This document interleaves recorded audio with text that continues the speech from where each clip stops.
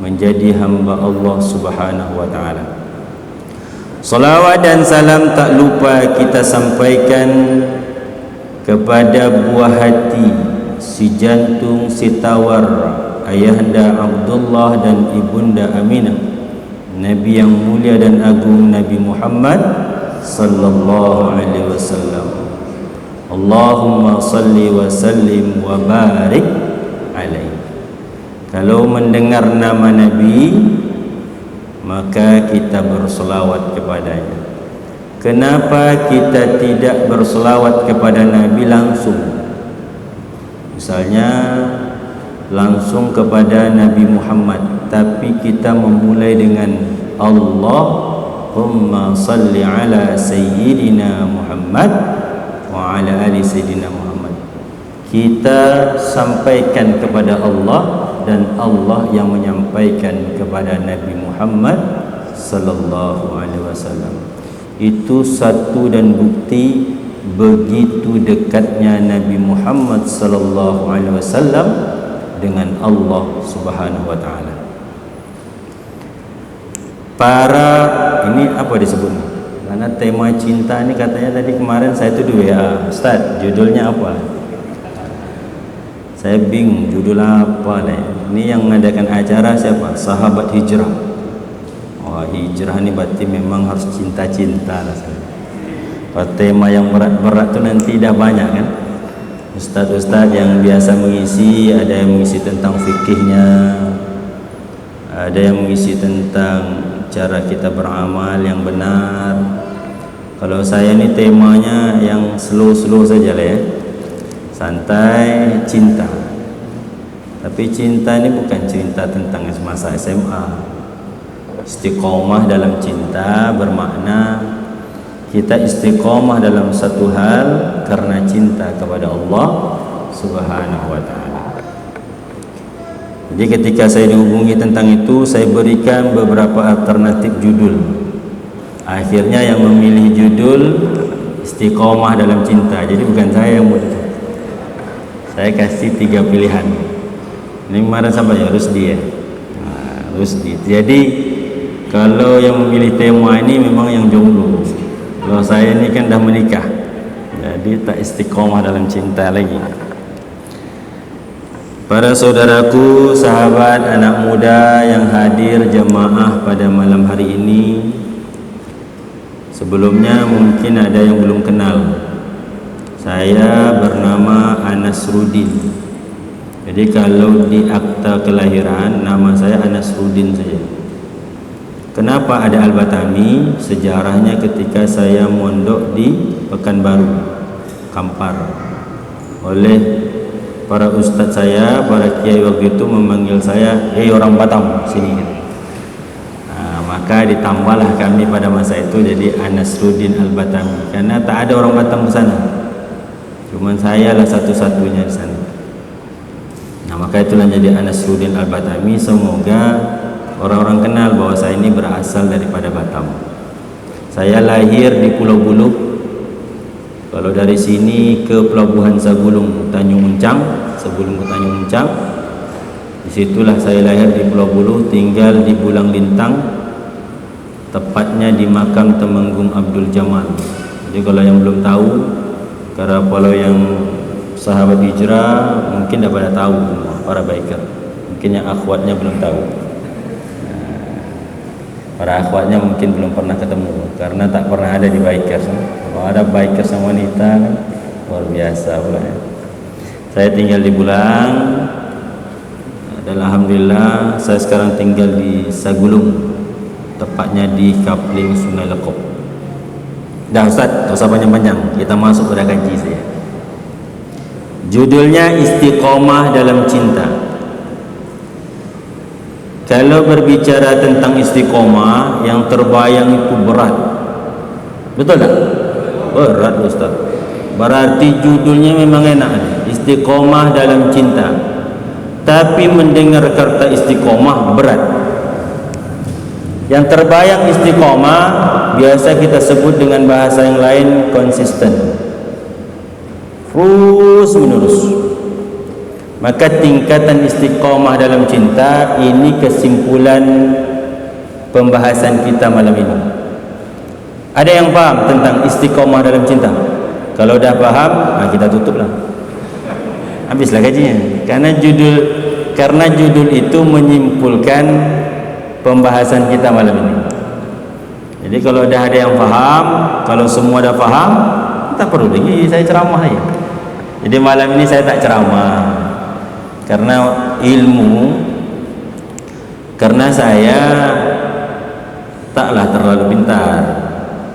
Cuma mungkin dahulu sekolah bagi yang lebih muda dari bawah saya. Tentu lebih banyaklah karena saya baru Islam. Baru Islam 37 tahun. Karena ada yang sudah berumur mungkin di atas saya 40-45 tahun. Jadi tentu ilmunya lebih banyak yang sudah duluan Islam. Bagi yang lebih muda, lebih pintar dan lebih soleh lagi yang muda. Karena apa? Karena saya sudah banyak lama hidupnya, tentu banyak dosanya. Yang muda ini karena baru hidup, tentu masih sedikit dosanya. Jadi malam ini saya tak pintar lah, saya di bawah, di tengah-tengahnya. Jadi yang mudanya lebih ini. Nah, bercerita tentang istiqomah, kita mulai dulu. Istiqomah ini kan kalau ada satu perbuatan yang terus menerus kita lakukan. Sebelum sampai ke situ, tentu kita mengenal dulu. Ibaratnya sebelum kita tahu tentang seseorang dan berkenalan dengan dia, bersahabat dengan teman kita, lalu menjadi sahabat karib, dan terus menerus ketika ada urusan berhubungan dengan teman karib kita. Tapi sebelum sampai menjadi sahabat sejati dan terus kemana-mana bersama dia, tentu ada proses pengenalan. Maka dalam ibadah, sebelum melakukan ibadah, kita kenal dengan ilmu. Maka dalam hadis Nabi SAW, talabul ilmi faridatan ala kulli muslimin. Tuntutlah ilmu itu, menuntut ilmu itu wajib bagi setiap muslim. Sekarang Ustaz, apakah kita hidup di atas dunia ini untuk mencari ilmu saja? Banyak yang pintar. Ada yang ilmu, mungkin ilmu fikihnya bagus, ilmu hadisnya bagus, hafal Qur'annya luar biasa, berbagai macam ilmu pengetahuan. Cukupkah sampai di situ? Tak cukup.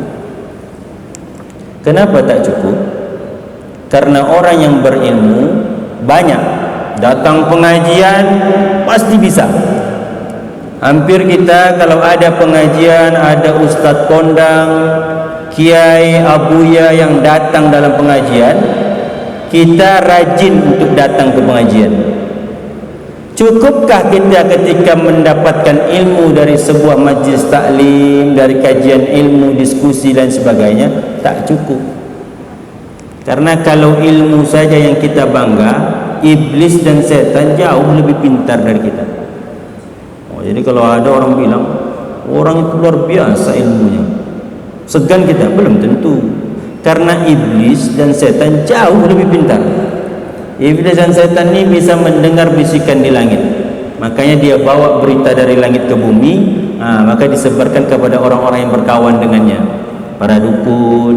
Makanya banyak dukun itu bisa beramal, karena dia mendengarkan sebahagian bisikan langit.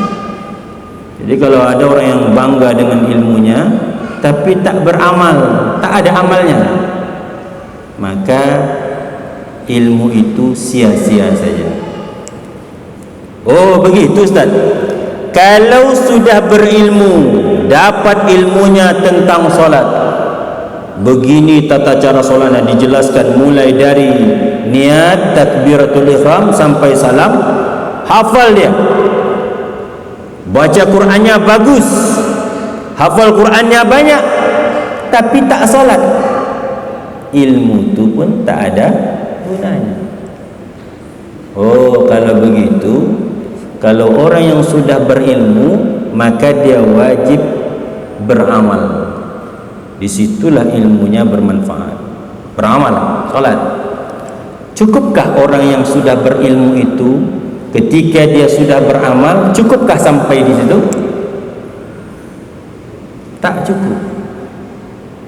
Orang yang sudah punya ilmu beramal, rajin solat 5 waktunya, rajin solat ibadah sunnatnya, solat tahajudnya, diperintahkan untuk mengerjakan satu amal, dikerjakan dia. Cukupkah orang yang berilmu dan beramal? Tak cukup rasanya. Rupanya belum sempurna juga dalam beragama. Ada orang sudah berilmu lalu beramal, ternyata tak cukup sampai di situ, belum sempurna lagi. Apa yang harus dilakukan? Ada namanya adab, etika. Bersedekah, punya duit, dapat ilmu bersedekah, lalu kalau memberi dengan orang dengan cara tak punya beretika, maka banyaklah ungkapan adab itu lebih tinggi daripada ilmunya, karena tingkatannya naik. Jadi kalau ada orang berilmu, dia beramal tapi sombong, maka amal itu belum sempurna. Jadi banyak tingkatannya. Jadi kalau kita ni sibuk pengajian terus tapi tak ada diamalkan, percuma. Datang kiai, datang kita dengar luar biasa, iman dalam masjidnya kuat, sehnya pulang lemah lagi. Kata ustaznya, pokoknya solat tahajud. Balik ini pas balik tengah malam, tidur sebentar, tahajud ya. Besok saya pulang tak tahajud lagi. Tapi lumayan jugalah. Amal, lalu ada adabnya. Kalau menuntut ilmu, belajar dengan guru, kalau zaman dulu kan pakai halaqah. Ya, halaqah. Dulu tak ada mic. Jadi kalau belajar ilmu itu tak ada mic, dulu pakai halaqah lingkaran. Kalau sekarang dah ada mic, boleh duduk jauh-jauh. Pada masa dulu, pada masa Nabi SAW, ada 3 pemuda ketika Nabi sedang berkumpul bersama sahabat. Ketika Nabi sedang berkumpul bersama sahabat, datang terlambat 3 orang pemuda. 3 orang pemuda ini, yang satunya berpaling, meninggalkan Rasulullah dan para sahabat. Yang 2 lagi tinggal. Yang satunya lagi melihat di samping Rasulullah SAW ada tempat yang kosong, duduk bersama Rasulullah. Yang satu lagi duduk di belakang. Lalu Nabi SAW berkata dengan sahabat, maukah kalian aku jelaskan perihal 3 orang ini? Jadi dalam agama ini boleh menjelaskan keburukan orang, syaratnya orang ini tahu tentang situasi, tahu dengan kondisi, dan berada langsung pada peristiwa itu. Jadi boleh. Ini Nabi, kan Nabi menyampaikan, maukah kalian aku ceritakan perihal 3 orang ini? Yang pertama, kata Nabi, seorang pemuda yang berpaling, karena dia berpaling dari Allah, maka Allah pun berpaling darinya. Jadi ada orang yang tak suka pengajian, dari rumah semangat dia cari ilmu ini, sampai di masjid dapat telpon kawan, bro ada makan gratis nih. Makan gratis sudah, baru sampai depan masjid tu wudu sudah. Ya juga nih, ini makan pas pula di tempat yang mahal. Oke lah bro, aku solat di sana aja. Tak jadi, ada pengajian. Bakal ada sudah solat, ada pengajian, tinggal.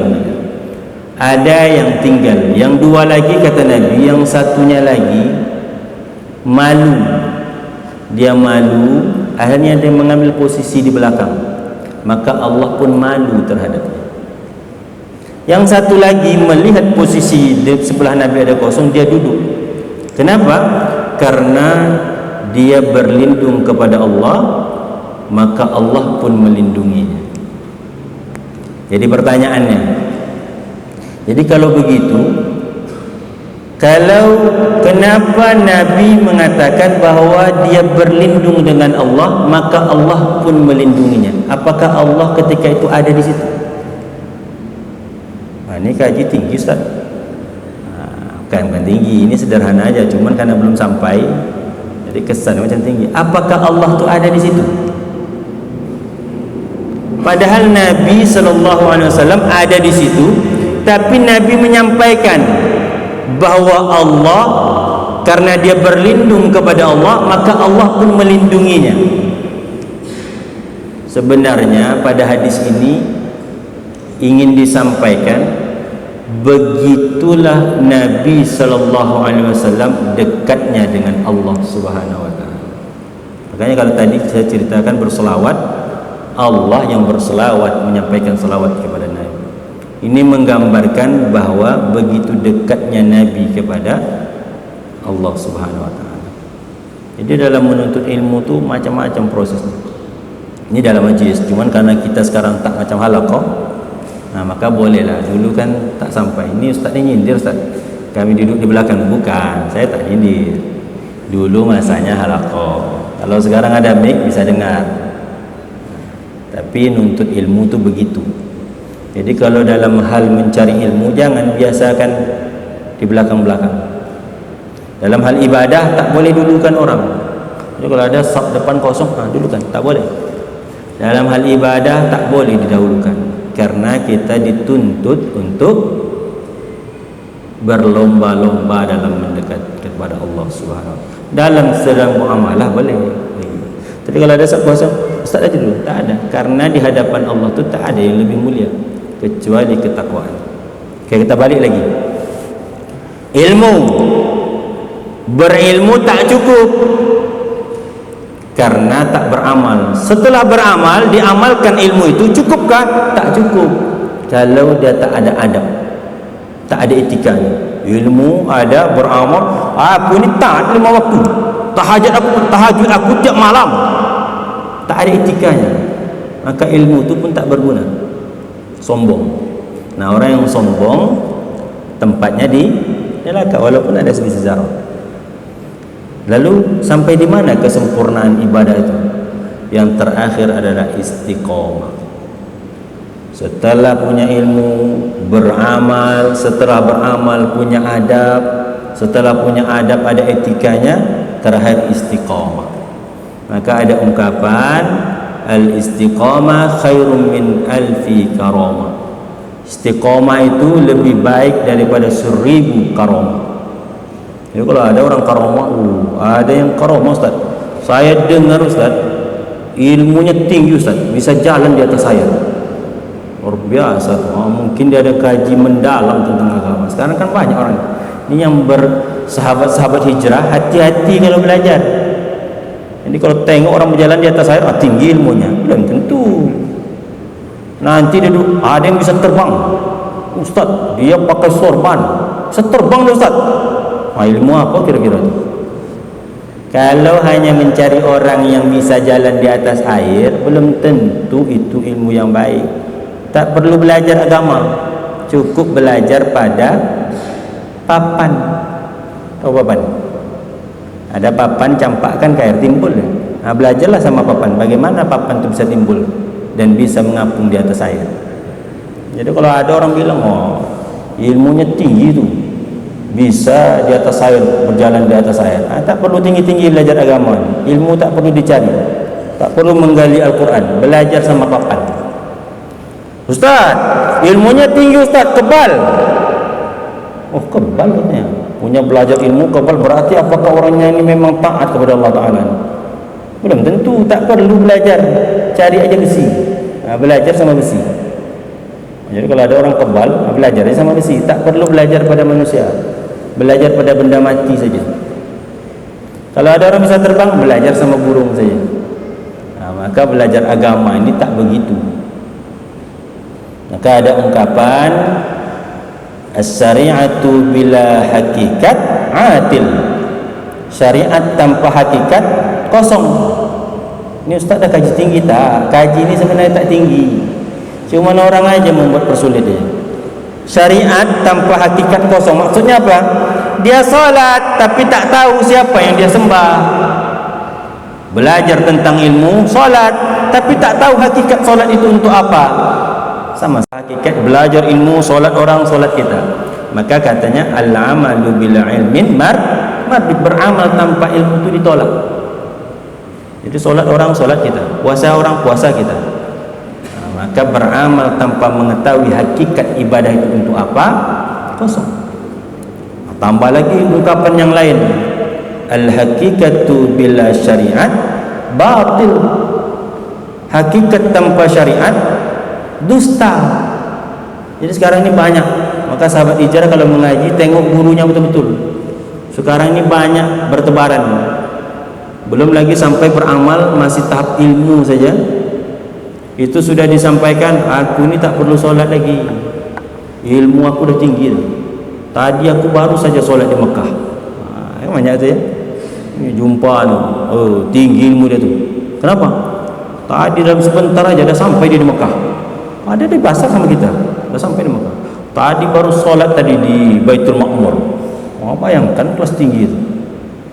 Jadi orang yang mengamalkan hakikat tapi syariat tak dikerjakan, dusta, bohong. Jadi kalau dalam sahabat hijrah yang baru-baru belum faham, cari guru yang betul mengaji ilmu, supaya ketika ilmu itu dapat diamalkan. Ketika diamalkan kita pun tawadhu, maka tingkatan ilmu itu kan ada. Setelah dapat ilmu, tawadhu dia, rendah hati, tak sombong. Itulah adab namanya. Maka ada istiqomah.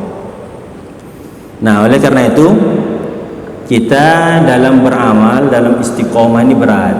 Maka istiqomah ini ada dua. Pertama, ada yang sempurna, ada yang mendekati. Karena apa? Hati kita ini dibolak-balikkan. Maka sering kita berdoa, ya muqallibal qulub tsabbit qulubi ala dinik wa ta'atik. Ya wahai Allah yang membolak-balikkan hati. Hati ini namanya dibolak-balik, bisa kuat, bisa lemah. Makanya kita ni kadang-kadang 2 hari tahajud istiqomah kita. Masuk hari ketiga, aduh capek betul lah. Tambah pula yang dicari diambil orang. Nah, bagi yang lajang-lajang tak istiqomah lagi dia. Nampak selama ni tengok. Dah dikhidbah orang pula. Dah tak istiqomah lagi. Begitu juga yang akhwat kadang-kadang datang pengajian misalnya, tapi bukan akhwat sini lah, akhwat yang lain.